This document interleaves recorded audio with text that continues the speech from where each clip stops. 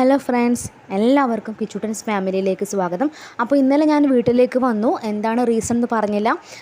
എന്താണെന്ന് വെച്ചാൽ 5-ാം മാസത്തിൽ നെയ് സേവിക്കാൻ വേണ്ടിയിട്ടാണ് വന്നത്. അപ്പോൾ അതിന് കുറച്ച് ചിട്ടയും കാര്യങ്ങളൊക്കെ ഉണ്ട്. അപ്പോൾ അതിന് വേണ്ടിയിട്ട് ആണ് വന്നത്. അങ്ങനെ രാവിലെ തന്നെ ഒരു 6 മണിയായിട്ടുണ്ടാവും. നമ്മൾ അമ്പലത്തിലേക്ക് പോകാൻ റെഡി ആയിട്ടുണ്ട്. അപ്പോൾ കിച്ചു പിന്നെ നേരത്തെ കുളിയൊക്കെ കഴിഞ്ഞ് ഒട്ടും പ്രതീക്ഷിച്ചില്ല അവൻ കരയും, എഴുന്നേൽക്കില്ല എന്നൊക്കെയാണ് കരുതുന്നത്. പക്ഷേ വിപരീതമായിട്ട് അവൻ വേഗം എഴുന്നേറ്റ് റെഡിയായി.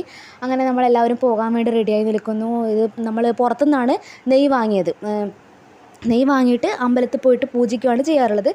അപ്പോൾ അതിന് വേണ്ടിയിട്ട് അച്ഛനത് എടുത്തു വെക്കുകയാണ് ചെയ്യുന്നത് പോകാൻ നേരത്ത്. അങ്ങനെ നമ്മൾ പുറപ്പെട്ടു. രാവിലെ മഴയുണ്ടായിരുന്നു.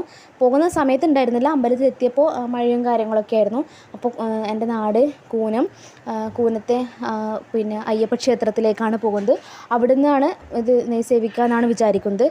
അപ്പോൾ നെയ്യ് സേവിക്കുന്നതിനെക്കുറിച്ച് പറയുകയാണെങ്കിൽ രാവിലെ തന്നെ കുളിയൊക്കെ കഴിഞ്ഞ് വ്രതശുദ്ധിയോടുകൂടി പിന്നെ അമ്പലത്തിലേക്ക് പോവുക. അവിടുന്ന് പൂജിച്ച് തരുന്ന നെയ്യ് പിന്നെ കഴിക്കുക എന്നതാണ് പൊതുവായിട്ടുള്ള വിശ്വാസം എന്ന് പറയുന്നത്. അപ്പോൾ അതിനെക്കുറിച്ച് ആധികാരികമായിട്ടൊന്നും എനിക്കറിയില്ല. എന്നാലും ഇതുപോലെ തന്നെ മാംസം, മുട്ട, പിന്നെ മത്സ്യം ഇതൊന്നും കഴിക്കാതെ കുളിയൊക്കെ ഇങ്ങനെ എന്താ പറയുക, വ്രതശുദ്ധിയോടുകൂടി എല്ലാ തരത്തിലുള്ള ശുദ്ധിയോടുകൂടി പിന്നെ കഴിക്കണം എന്നാണ്. ആദ്യത്തെ ദിവസം അമ്പലത്തിൽ പോയിട്ട് പൂജിച്ചിട്ട് അവിടുന്ന് പൂജിച്ചിട്ട് കഴിക്കാം. പിന്നെ ബാക്കി 2 ദിവസം വീട്ടിൽ നിന്ന് കൊണ്ടുവന്നിട്ട് കഴിക്കാം. അങ്ങനെയാണ്. അപ്പോൾ ഗർഭാവസ്ഥയിൽ നെയ്യ് സേവിക്കുക എന്ന് പറയുന്നത് പൊതുവേ പിന്നെ ഹെൽത്തി ആയിട്ടുള്ളൊരു കാര്യമാണ്. നെയ്യിനെ കൊണ്ട് ഒരുപാട് പിന്നെ ഗുണപരമായ കാര്യങ്ങളുണ്ട്. അത് ആൻറ്റി വൈറൽ പ്രോപ്പർട്ടീസൊക്കെ ഉള്ളത് കൊണ്ട് പെട്ടെന്ന് അങ്ങനെ രോഗം പിടിപെടില്ല. ഒരു പ്രതിരോധ ശേഷിയുള്ള ഒരു ഫുഡ് ഐറ്റമാണ്. അതുപോലെ തന്നെ എല്ലുകൾക്ക് സ്ട്രോങ് കൊടുക്കുന്നു, പിന്നെ കാൽസ്യം ലഭിക്കുന്നു. അമ്മക്കും കുട്ടിക്കും ഒക്കെ ഏറ്റവും ഗുണം തരുന്ന ഒരു സാധനമാണ് എന്ന് കരുതി അതിനൊരു എമൗണ്ട് ഉണ്ട്. അതനുസരിച്ച് മാത്രമേ അത് പിന്നെ കഴിക്കാൻ പാടുള്ളൂ. അധികമായാലും അത് പ്രശ്നം തന്നെയാണ്.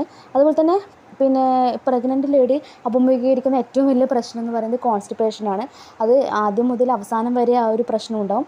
ഈ നെയ്യ് കഴിക്കുന്നത് കൊണ്ട്, ഇടയ്ക്കൊക്കെ നെയ്യ് കഴിക്കുന്നത് കൊണ്ട് ആ ഒരു പ്രശ്നം ഒരു പരിധിവരെ ഇല്ലാതാക്കാൻ പറ്റും. മാത്രമല്ല ഈ നെയ്യ് എപ്പോൾ കഴിക്കണം എന്നതുണ്ട്.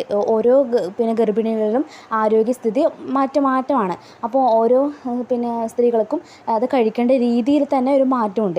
ഏതൊക്കെ സമയത്ത് കഴിക്കണം. ഈ പറഞ്ഞ പോലെ എനിക്ക് PCOD ഉണ്ടായിരുന്നു. ആ PCOD പിന്നെ കുറഞ്ഞതിന് ശേഷമാണ്, മാറിയതിന് ശേഷമാണ് ഈ ഗർഭാവസ്ഥയിലേക്ക് കടന്നത്. അപ്പോൾ PCOD ഉള്ളവർക്ക് എങ്ങനെയാണ് എന്ന് വെച്ചാൽ 3-ാം മാസത്തിൽ അതിന് മുന്നേ ഒക്കെ കഴിക്കുന്നത് നല്ലതല്ല. 3 മാസം കഴിഞ്ഞതിന് ശേഷം കഴിക്കുന്നതാണ് നല്ലത് എന്ന് പറയുന്നത്. അതുപോലെ തന്നെ ഈ ഗർഭാവസ്ഥയുടെ അവസാന നാളുകളിൽ 8, 9 അങ്ങോട്ടൊക്കെയുള്ള സമയങ്ങളിൽ ഈ പിന്നെ നെയ്യ് കഴിക്കുന്നത് എന്തുകൊണ്ടും നല്ലതാണ്. കാരണം എന്ന് വെച്ചാൽ സുഖപ്രസവത്തിന് വേണ്ടിയിട്ട് ഇത് പിന്നെ നല്ലതാണ്. അതുപോലെ തന്നെ പിന്നെ പ്രസവ സമയത്ത് ഉണ്ടാകുന്ന ലേബർ പെയിനൊക്കെ കുറയ്ക്കാൻ വേണ്ടി, റെഡ്യൂസ് ചെയ്യാൻ വേണ്ടിയിട്ട് ഇത് സഹായിക്കുന്നുണ്ട് പറയുന്നുണ്ട്. അതുപോലെ തന്നെ ഏറ്റവും പ്രധാനപ്പെട്ട ഒന്നാണ് ഈ ഡ്രൈ സ്കിൻ ഉള്ളവർക്ക്, അതുപോലെ തന്നെ സ്കിൻ പ്രോബ്ലംസും മറ്റുമൊക്കെ കാര്യങ്ങളുള്ളവർക്ക് ഈ നെയ്യ് കഴിക്കുന്നത് കൊണ്ട് നല്ലതാണ്. അമ്മയ്ക്കായാലും കുട്ടിക്കായാലും നല്ലതാണ്. അതുപോലെ തന്നെ ഈ സ്ട്രെച്ച് മാർക്ക്, നമ്മുടെ പ്രഗ്നൻസിയിൽ ഉണ്ടാകുന്ന സ്ട്രെച്ച് മാർക്ക് ഉള്ളവർക്ക് അത് അവിടെയുള്ള സ്ഥലങ്ങളിൽ ഇത് പുരട്ടുന്നത് കൊണ്ട് പുരട്ടുന്നത് നല്ലതാണെന്ന് പറഞ്ഞു കേട്ടിട്ടുണ്ട്. അങ്ങനെ പണ്ടുള്ളവർ പറയുന്നത് പോലെ തന്നെ ഈ ഗർഭാവസ്ഥയിൽ നെയ്യ് കഴിക്കുന്നതെന്ന് പറയുന്നത് ഇപ്പോൾ അവസാന നാളുകളിലൊക്കെ കഴിക്കുന്നത് എന്തുകൊണ്ടും ഈ സുഖപ്രസവത്തിലേക്ക് കടക്കുന്നത് കൊണ്ടും ഒക്കെ ആയിരിക്കും ഈ പണ്ടുള്ളവർ ഈ നെയ്യ് കഴിക്കണം എന്നൊക്കെ പറയുന്നത്. അങ്ങനെ നമ്മൾ അമ്പലത്തിലേക്ക് എത്തി. അച്ഛൻ അവിടുന്ന് വഴിപാടൊക്കെ കഴിപ്പിക്കുന്നുണ്ട്. അങ്ങനെ മഴയൊക്കെ പെയ്തുകൊണ്ട് നല്ല വഴുക്കും കാര്യങ്ങളൊക്കെ ഉണ്ട്. അങ്ങനെ ചെറുപ്പം മുതലേ പോയി വരുന്ന അമ്പലമാണ്. എന്താ പറയുക, ഇടയ്ക്കിടയ്ക്ക് പോകാറുണ്ട്. പക്ഷേ ഇപ്പോൾ പിന്നെ പറ്റുന്ന സമയങ്ങളിൽ മാത്രമേ, അങ്ങനെ എല്ലാ സമയത്തും അങ്ങനെ പോകാൻ പറ്റുന്നില്ല. അങ്ങനെ അമ്പലത്തിൻ്റെ ഉള്ളിൽ പോയിട്ട് പിന്നെ പ്രാർത്ഥിക്കുകയും അതുപോലെ തന്നെ പൂജാരി നെയ്യ് പൂജിച്ച് തരികയാണ് ചെയ്തത്. അദ്ദേഹം പറഞ്ഞത് രാവിലെ പിന്നെ വെറും വയറ്റിൽ, അതായത് വേറൊന്നും ഭക്ഷണമൊന്നും കഴിക്കാൻ പാടില്ല. ഇനി ഫസ്റ്റ് തന്നെ നമ്മൾ കഴിക്കേണ്ടത്, ഗർഭിണി ഫസ്റ്റ് തന്നെ കഴിക്കേണ്ടത് നെയ്യായിരിക്കണം എന്നാണ്. അങ്ങനെ നെയ്യ് പൂജിച്ച് കിട്ടി. പിന്നെ അതിൽ കുറച്ച്, ഇത്ര ഞാൻ പറഞ്ഞ പോലെ തന്നെ കുറച്ച് മാത്രമേ കഴിക്കാൻ പാടുള്ളൂ. കുറച്ച് 3 ദിവസത്തേക്ക് പിന്നെ കുറച്ചായിട്ട് രാവിലെ എഴുന്നേറ്റ പാടെ തന്നെ ഈ പിന്നെ ഫ്രഷ് ആയതിനു ശേഷം നെയ്യ് കഴിക്കുക.